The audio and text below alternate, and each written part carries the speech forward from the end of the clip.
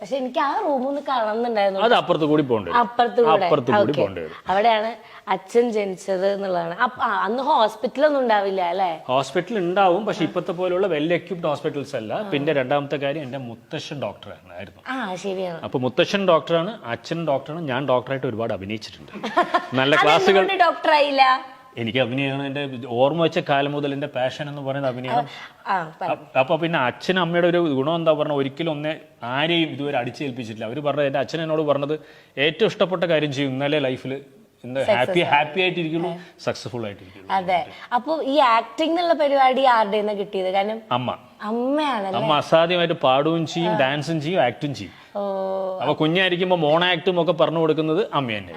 അപ്പൊ അമ്മയാണ് ഈ ഒരു പ്രതിഭനെ വളർത്തിയെടുത്തത്. ഓക്കെ, അമ്മ പാട്ട് പാടോ? അസാധ്യമായിട്ട് പാടും അമ്മ. അമ്മ ആ വഴിക്കൂടെ എസ്കേപ്പ് ചെയ്യും. അമ്മ രണ്ടുപേരും പാട്ട് ഹിന്ദി പണ്ടോ? അപ്പൊ അതെനിക്ക് ഇഷ്ടമായിരുന്നു.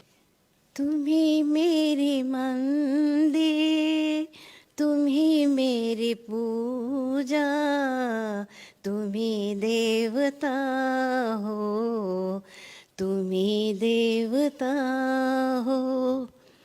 कोई मेरी आंखों से देखे तो समझे कि तुम मेरे क्या हो, कि तुम मेरे क्या हो.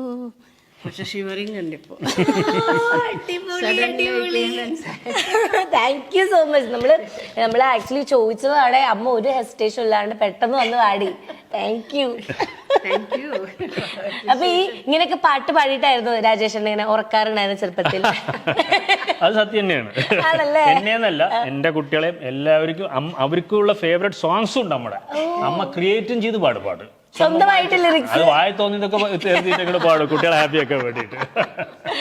Okay, thank you so much അമ്മ, താങ്ക് യു. അപ്പൊ ഞാൻ ഇവിടെ വന്നപ്പോഴാണ് ആലോചിച്ചത്, നമ്മുടെ അച്ഛൻ പറഞ്ഞു ഓട് ഇതാണോ?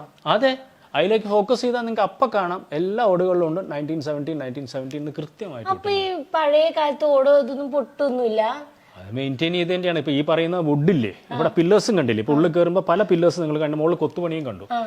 അതൊരിക്കലും 80 വർഷം മാത്രമല്ല. എൻ്റെ മുത്തശ്ശൻ പാലക്കാട് വന്നപ്പോൾ ഈ 4 കെട്ട് സ്റ്റൈൽ കൺസ്ട്രക്ഷൻ കണ്ട് ഇഷ്ടപ്പെട്ടിട്ട് ഈ പഴയ തറവാടുകളൊക്കെ അന്നേ ഉടച്ചിട്ടൊക്കെ അവർ വേറെ പുതിയ വീടുകൾ, നോർമൽ വീടുകൾ കേട്ടു. അപ്പോൾ മുത്തശ്ശൻ അതൊക്കെ വാങ്ങിച്ച് ആ പില്ലേഴ്സാണ് ഇതിന് ചുറ്റുമുള്ളത്. അപ്പം അങ്ങനെ നോക്കാൻ പോയാൽ ഈ പില്ലേഴ്സിനുണ്ട് 100 കൊല്ലത്തിൽ മേലെയുള്ള പഴക്കം.